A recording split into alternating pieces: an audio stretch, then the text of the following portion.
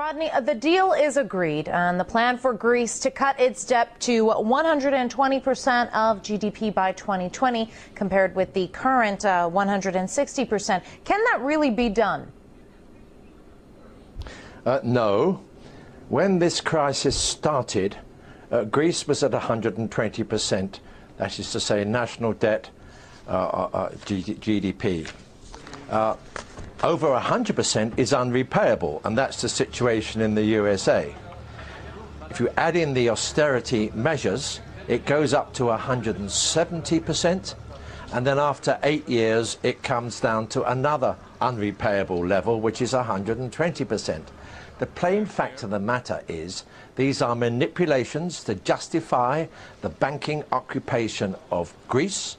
The Greece people should revolt, because they are being smashed into the ground, their sovereignty is being destroyed, their property assets are being sold off, they're being put into poverty and debt peonage, not just for the rest of their lives, but for their children and their grandchildren's lives. The whole thing is a fraud.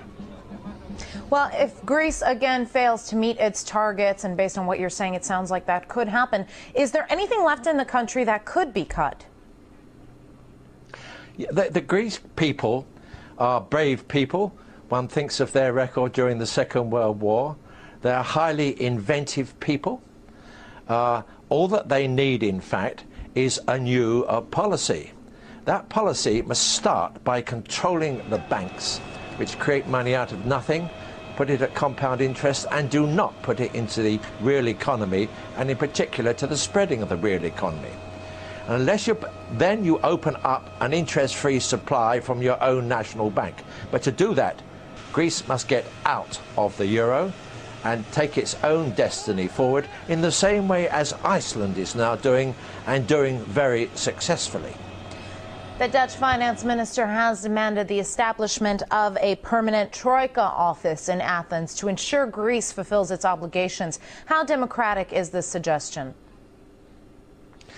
This is an office of the financial fascists.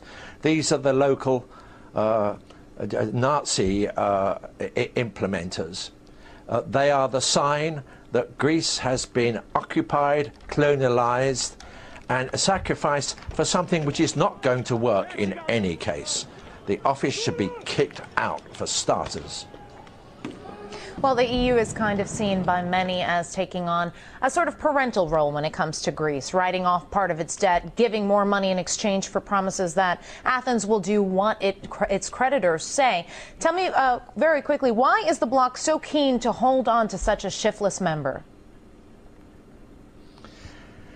I didn't hear all the question, but the fact of the matter is that the IMF, the EU and the European Central Bank are trying to preserve the situation in Greece, to uphold a crumbling system which is now completely out of control, which is increasing debt all the way around the world, which is not taking account of the fact that jobs are being destroyed by technological shifts, which takes no account of the manipulations, the fraudulent manipulations which come from the uses of computers, for example.